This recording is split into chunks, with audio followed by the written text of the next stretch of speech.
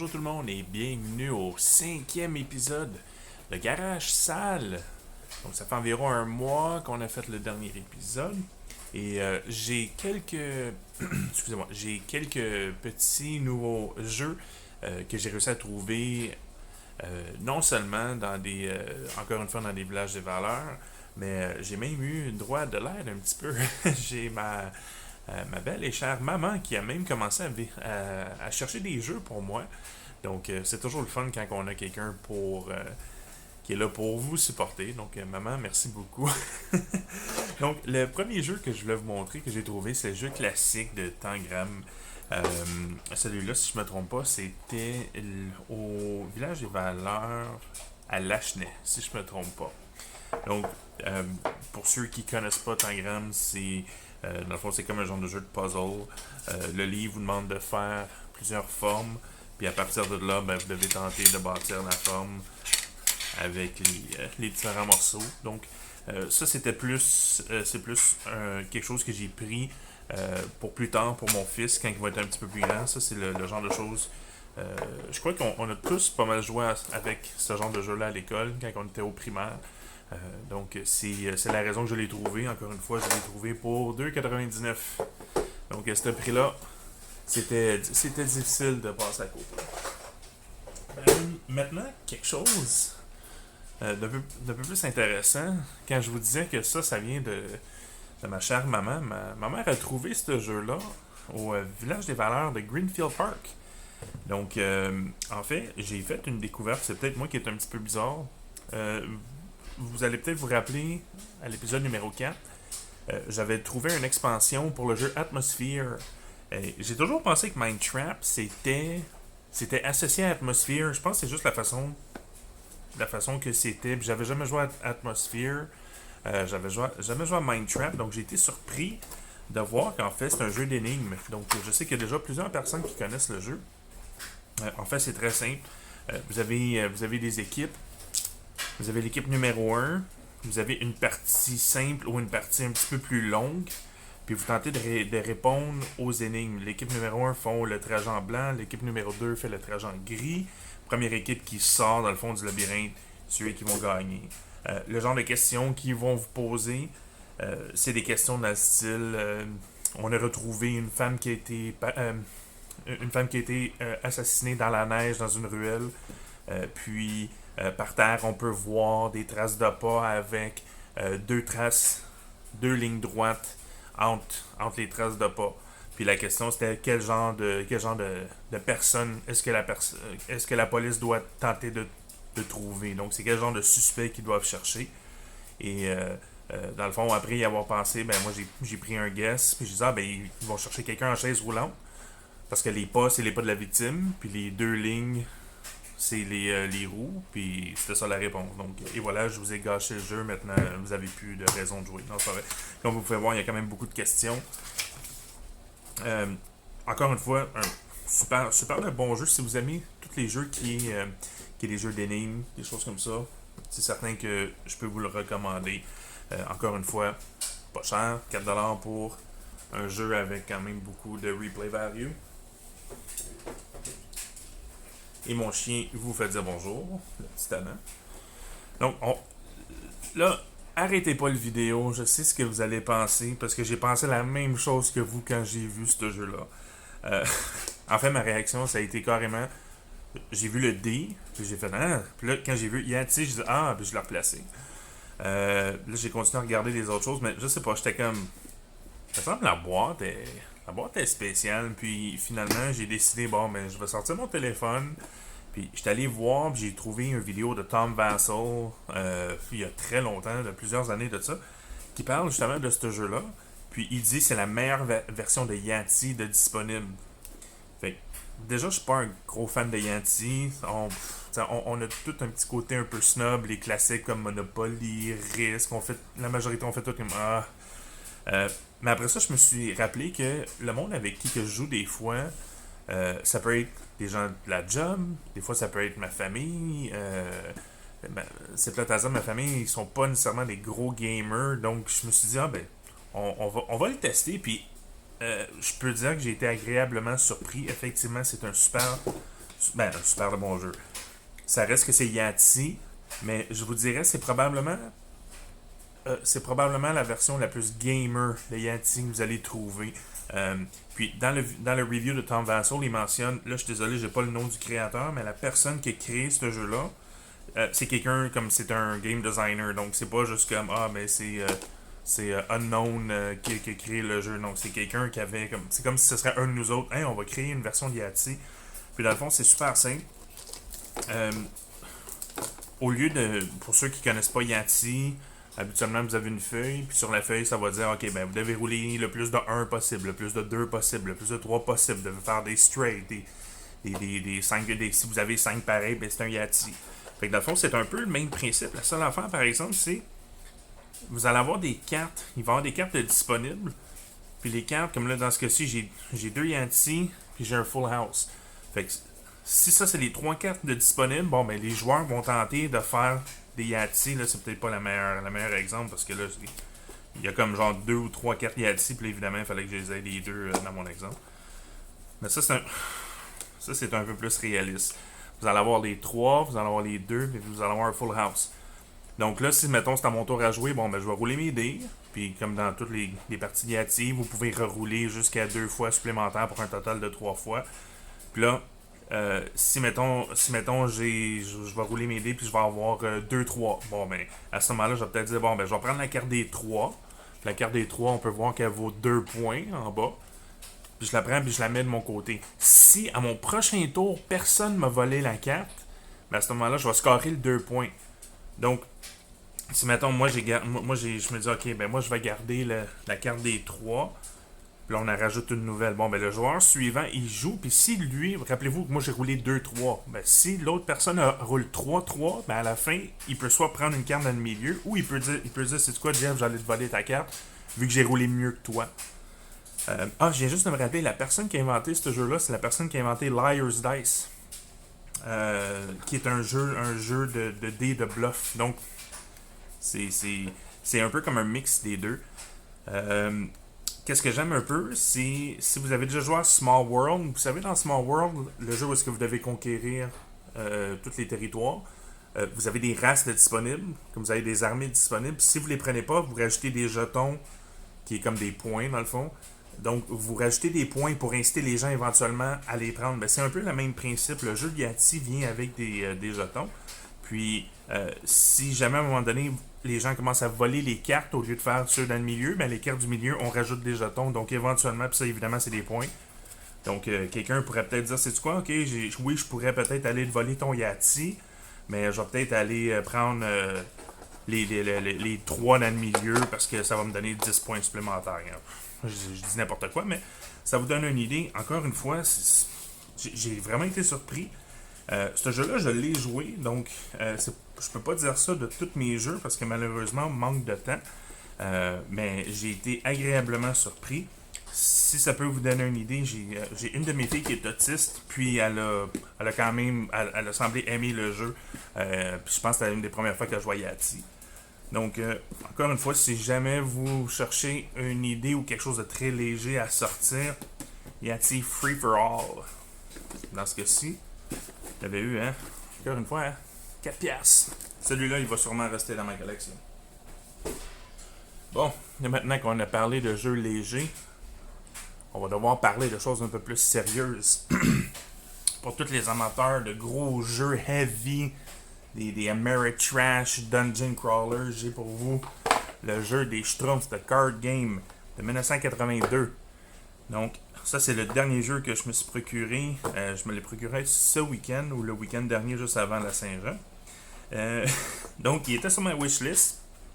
La simple raison que je voulais le jeu des Schtroumpfs ou un jeu des Schtroumpfs, c'est pour que je puisse faire un spécial de jeu de Schtroumpf avec mon jeu d'Astérix puis mon jeu de Tintin que vous pouvez voir dans mes autres épisodes de Garage Sale. Fait que on va pouvoir faire un gros review. Le jeu, malheureusement, je dois dire que le jeu est incomplet. J'ai comme pris une chance parce que le jeu était seulement 2$. Donc j'ai pris une chance. Par contre, de ce que j'ai compris, c'est que c'est un jeu, c'est comme le jeu de la bataille, mais vous avez des grosses cartes. Puis en passant, moi je suis né en 1981, le jeu date de 82, donc il est pratiquement aussi vieux que moi. C'est vieux ça, c'est vraiment vieux. Là. Donc dans le fond, c'est comme si vous jouez à la bataille. La seule affaire, c'est les cartes. Comme ici, on peut voir que le papa Schtroumpf, il bat le Schtroumpf. Donc si moi je joue un papa Schtroumpf, puis que vous jouez un Schtroumpf, ben mon papa Schtroumpf, il bat ton Schtroumpf. Donc on a il y a il y a quatre différentes cartes. Malheureusement, j'ai seulement des Schtroumpfs et des Papa Schtroumpfs. Il manque les Schtroumpfettes. Puis, à part la Schtroumpfette, parce que dans le fond, les Schtroumpfs battent la Schtroumpfette. C'est ça. Les Schtroumpfs prennent la Schtroumpfette. Il y a tellement de mauvaises blagues qu'on peut faire. La Schtroumpfette prend Papa Schtroumpf. Encore là. C'est quoi qu'ils disent? Rule 34, c'est ça qu'ils disent sur Internet? Puis la Schtroumpfette, elle, prend le Papa Schtroumpf. Puis il y a également Gargamel. Donc Gargamel, lui, c'est comme si ça trumpe n'importe quoi. Donc Gargamel, lui, c'est comme un Joker, ça peut battre n'importe quoi. Malheureusement, j'ai pas Gargamel, j'ai pas la Schtroumpfette. Ça donne une idée. Dans le fond, je pense que le review pour ce jeu-là est pas mal fini. Je peux pas vraiment jouer plus que ça. Âgé de 6 à 10 ans, donc c'est ce jeu-là sûrement qui... je pense que après cette vidéo-là, je vais pouvoir m'en débarrasser. Si jamais vous le voulez, ben, vous me le direz, puis on pourrait essayer de s'arranger. Bon, on arrive après ça dans quelque chose d'un peu plus... je dirais un peu plus une surprise. Pendant que je regardais pendant que j'étais en train de feuilleter les jeux, parce que tu sais, moi habituellement j'ai toujours le même rituel. Quand j'arrive dans un village des valeurs, il y a déjà des jeux ou des types de jeux que je sais que je vais vouloir. Donc, on parle soit, c'est certain que si c'est des jeux rétro, comme exemple le jeu des Schtroumpfs, ou si c'est un jeu avec un IP ou c'est une licence connue. Puis évidemment, moi j'adore tout ce qui est quétaine, qu'est-ce qui est rétro, qu'est-ce qui est bizarre. Donc, comme vous avez pu voir dans mes autres vidéos. Donc, c'est certain que si jamais je vais trouver un jeu des années 80 ou 90 sur G.I. Joe, sur Transformers ou sur n'importe quoi, dans le fond, qui a rapport avec ma jeunesse ou que c'est quelque chose que je connais, c'est certain que je vais être attiré par rapport à ça. Si jamais il y a un élément interactif, exemple VHS, un DVD, c'est certain que ça va m'intéresser. Juste parce que ces jeux-là, habituellement, sont tellement poches que c'est super bon. Là. J'attends toujours d'essayer mon Star Trek VHS Game. Je l'ai depuis bientôt, 3, 4, 5 mois, puis je l'ai même pas encore essayé, il faudrait que je l'essaye. Donc tout ça pour dire que mon premier réflexe, c'est que je vais regarder, voir si je suis capable de trouver, comme j'ai déjà une idée des titres que j'aimerais trouver. La majorité du temps, je trouve rien d'intéressant. Donc là, je commence à regarder, ok, y a-t-il des choses qui ça pourrait être comique? C'est souvent là, comme là, j'avais trouvé le jeu de musculation que vous avez vu dans le dernier épisode. Ou sinon, si jamais je trouve des jeux qui me rappellent mon enfance, comme le jeu de hamburger, c'est un bon exemple. J'avais ce jeu-là. Où j'avais joué à ce jeu-là à mon école primaire. Donc, puis des fois, je tombe genre, je vois ça, puis je suis comme, ok, ça me dit vraiment rien. Sauf que j'ai remarqué le petit symbole, puis quand je l'ai sorti, j'ai regardé, c'est fait par Mayfair. Puis j'étais comme, oh, c'est un vrai jeu, ça.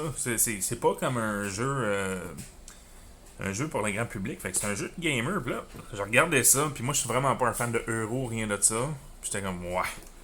Après ça, on ouvre la boîte. Là, encore une fois, j'ai pas tout lu les règlements, mais de ce que j'ai compris, puis le jeu a l'air quand même assez intéressant, c'est que, dans le fond, on essaye de faire différents... dans le fond, c'est comme si on essaie de faire différentes potions, j'imagine. C'est un jeu basé sur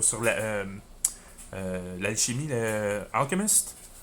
Donc, à ce moment-là, ce que j'imagine, encore une fois, j'ai pas lu les règles, là, mais on peut voir qu'on a plusieurs cartes différentes matières qui valent différents points. Je présume que le but du jeu, ça va être d'essayer d'accumuler certaines ressources pour être en mesure de pouvoir compléter vos expériences qui sont ces cartes-là ici. Le jeu est en excellente condition, puis il vient avec un mortar, je sais pas, un mortier, je crois qu'on dit en français, je suis désolé. Mais encore là, j'ai fait comme wow, ok, ça c'est le genre de jeu que jamais j'aurais acheté, même s'il est en solde, en ligne, j'aurais fait pass, mais juste le fait de l'avoir trouvé dans un village des valeurs, en excellent état, puis le jeu il est complet, j'ai vérifié, il manque pas de Schtroumpfette dans celle-là. Encore là, ça c'est le genre de jeu que je vais regarder, je sais pas encore si je vais le garder, mais d'après moi, ça a l'air d'être mon genre de jeu. Je regarde, si on regarde ici, à côté, on voit que j'ai vraiment pas payé cher. Un jeu de 40 à 75 minutes, donc tu sais, un jeu en bas d'une heure, là, pour un jeu, mettons, à 2 ou à 3, c'est exactement mon genre de jeu. Quand c'est trop long, j'ai tendance à être un peu moins investi. Donc 40 minutes, là, c'est en plein dans mon dans ma palette.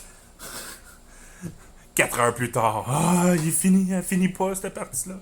Bon, le prochain item, je le dois encore une fois à ma maman. Mais en fait, ça, c'est quelque chose que j'ai failli passer, que moi j'ai passé à côté, puis que même ma mère a failli passer à côté. Voici, c'est pas tout à fait un jeu, donc c'est la raison pour laquelle que j'ai passé à côté. On parle ici, c'est un puzzle.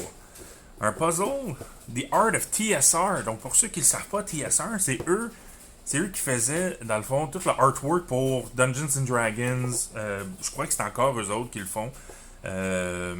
Mais on parle plus comme ça, c'est plus comme genre deuxième édition. Moi, j'ai joué un petit peu à Dungeons and Dragons, la deuxième édition, puis la 3.5. Puis ça, c'est exactement le genre de d'images qu'il y avait dans les livres. Donc là, évidemment, bon, c'est un puzzle. Je l'ai mis dans des ziplocs. Je les ai pas comptés. J'imagine qu'il est complet.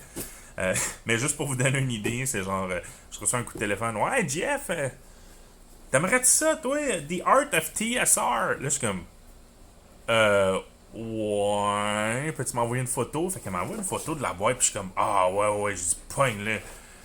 Puis là, juste pour la fun, moi, je m'y connais vraiment pas en puzzle. Mais je suis allé voir combien que ça valait en ligne. Voici le prix qu'elle a payé. Puis je vous montre une image de c'est quoi la première chose que j'ai vue. Évidemment, là, on s'entend, ça c'est pas en condition neuve, mais si mettons vous voulez acheter ça neuf, premier ligne qui apparaît c'est sur Best Buy. Donc vous voyez que c'est comme genre 103 piastres. Donc j'ai fait comme, sais-tu quoi, regarde, pogne-le, je sais pas si je vais le faire, mais sûrement qu'un jour, à un moment donné, je vais compter les pièces, puis si j'ai les 550, ça se peut qu'à un moment donné, qu'on essaie de le faire, puis qui sait, peut-être si jamais on réussit à le faire au complet, ça pourrait peut-être faire un beau cadeau à faire pour un tirage plus tard. Donc encore une fois, merci beaucoup maman, c'est le genre de choses que j'aurais passé au travers, j'aurais passé par-dessus, sans même le regarder. Donc, encore une fois, rappelez-vous que des fois, ça vaut la peine de prendre un peu plus son temps. Vous vous rappelez, quand je vous disais, j'ai comme ma routine, ben là, j'ai tendance à essayer de ralentir un petit peu et regarder. Des fois, il y a des super de bons jeux cachés dans les puzzles. Donc, c'est la même chose. Avant de faire les jeux de société, je streamais beaucoup les jeux. J'étais sur Twitch, puis je streamais beaucoup les jeux rétro, les jeux d'ordinateur rétro. Puis si vous savez le nombre de jeux d'ordinateur que j'ai trouvé dans les CD, j'ai trouvé Gabriel Knight 2 A Beast Within dans les CD. Puis ceux qui connaissent pas ça, c'est comme un des meilleurs jeux. Si jamais vous aimez les jeux, qu'est-ce qu'on appelle les jeux FMV, là, c'est vraiment hot. C'est comme un de mes jeux favoris. Mais de toute façon, tout ça pour dire merci maman pour le puzzle. Et voici le dernier jeu, puis je vais vous expliquer pourquoi je l'ai gardé en dernier. Ça, c'est un jeu que j'ai passé par-dessus initialement. Donc, c'était au village des valeurs de Greenfield Park, Treasure Quest, ou la conquête du trésor. J'ai regardé cette boîte-là, puis j'ai fait... Sais-tu quoi? J'avais même pas regardé derrière la boîte. Si j'avais vu que Brian Hayward avait signé ici, là, je te garantis que je te l'aurais acheté. Pourquoi Brian Hayward? Oh my god, ce jeu-là est encore plus awesome que je pensais, man. C'est un jeu qui est fait au Canada. Sais-tu quoi? Je savais même pas que c'était fait au Canada. Fait que je m'en rends compte maintenant. Ça prouve à quel point que... Fait que j'ai regardé le jeu là-dessus. J'ai fait, non, c'est correct, passe. Là, finalement, ma maman est passée comme une semaine plus tard. Elle dit, hey, je t'ai pogné ce jeu-là, ça a l'air vraiment bon. Puis j'étais comme, ah ouais, je l'ai vu, puis j'ai pas dit que j'avais passé par-dessus. Faut dire qu'elle, elle a probablement vu Brian Hayward. Euh, donc, mais je l'ai essayé, ce jeu-là. Ce jeu-là, il est vraiment bon. Euh, si vous connaissez Talisman, pour ceux qui ne savent pas, Talisman, c'est un des pires jeux que moi, j'ai jamais joué de ma vie. Même si c'est un running gag dans mon gaming group. On a un de nos chums, son nom c'est Shane. Lui, je crois qu'il a grandi avec Talisman. Fait que lui, il a tout le côté sentimental de je vais les racheter parce que tu sais, je jouais à ça quand j'étais jeune. Talisman, ceux qui ne le savent pas, c'est comme la meilleure façon que je pourrais le décrire, c'est comme si tu jouais au Monopoly dans une version fantasy, genre Seigneur des Anneaux. Euh, la seule différence, c'est que, tu sais, Monopoly, ok, on a beau le bâcher, mais tu sais, c'est le fun au début, tu te promènes, t'achètes tes terrains, t'espères, là, tu vas pouvoir construire des maisons, des hôtels. Mais, tu sais, à un moment donné, dans toutes les games de Monopoly, il arrive un moment où est-ce que tous les terrains sont achetés, il n'y a plus personne qui veut échanger avec personne. Puis là, c'est comme là, tu te promènes, tu me dois 10$, tu me dois 17$, je te redonne 23$, je te dois 8$. Puis là, c'est comme, va-t'en en prison. Puis là, c'est comme, Talisman, c'est ça. Donc, tu roules le dé, tu te promènes, puis là, t'es comme, il n'y a rien qui se passe. Ok. Puis là, t'attends. Puis là, c'est long, c'est long. T'as rien. Tu roules le dé, t'avances de 3 cases, t'es comme, pige une carte, y a rien qui arrive. Ok, c'est bon. Fait que là, t'attends. Ce jeu-là, il me fait beaucoup penser à Talisman, mais version simplifiée. Donc, encore là, je viens de réaliser, c'est un jeu qui est fait au Québec, donc on va donner des points supplémentaires. Le board, il est pas si pire. C'est très simple comme jeu dans le fond. Je vais pas tout sortir le jeu là. Mais dans le fond, le but c'est vous tentez un petit peu à la Talisman si vous faites le tour du board en roulant le dé. Vous vous déplacez. Dépendamment de la case que vous atterrissez, ça va vous laisser acheter des items. Donc vous avez comme des couteaux, vous allez avoir des haches, vous allez avoir des cordes, vous allez avoir des pickaxes, vous allez avoir des antidotes, vous allez avoir des clés, des choses de même. Puis à n'importe quel moment, vous pouvez décider, sais-tu quoi, ok, moi je viens d'arriver à l'entrée de la caverne ici. Bon, ben je vais tenter de passer au travers, de me rendre jusqu'au bout pour aller récolter le trésor, de sortir sans me faire tuer. Parce que tout le monde a 4 vies. Si jamais vous perdez 4 points de vie, vous êtes mort, game over, vous êtes out of the game. Donc, beaucoup moins long que Talisman. Puis évidemment, l'idée, c'est tous les items que vous allez chercher ici, vous allez tous devoir les utiliser pour survivre. Comme exemple, ici, ça veut dire Giant... excusez-moi, j'ai mis le jeu en anglais. On va le mettre en français. Puis, vous voyez, ça, c'est une autre chose qui est cool, c'est que le board, il est anglais-français. Donc, si mettons, on veut entrer, on passe par l'entrée de l'océan, on arrive ici, ça dit entraîné par un courant marin corde. Donc, si vous avez une corde dans vos mains, puis là, je viens de réaliser que vous ne voyez pas à cause du reflet, mais si vous avez une carte corde, ben, c'est à ce moment-là que vous discartez la carte, puis c'est beau, vous ne perdez pas de points de vie. Prochain tour, vous allez continuer jusqu'à temps que vous allez au milieu pour aller récolter le trésor. Mais si, mettons, vous n'avez pas de corde, ben, à ce moment-là, c'est comme, ok, vous devez perdre un point de vie. Puis, c'est aussi simple que ça. Vous avez des cases qui vous laissent échanger un item pour un autre. Fait que si, mettons, à un moment donné, vous avez 3 couteaux, ben, vous pouvez échanger un couteau pour une corde. Il y a des événements, exemple, les coffres au trésor. Les coffres au trésor, ça va vous dire téléportez-vous à telle place, ou vous trouvez un passage secret qui vous laisse aller directement au trésor. Donc, très simple. C'est Talisman vraiment en plus simple dans un environnement de Indiana Jones.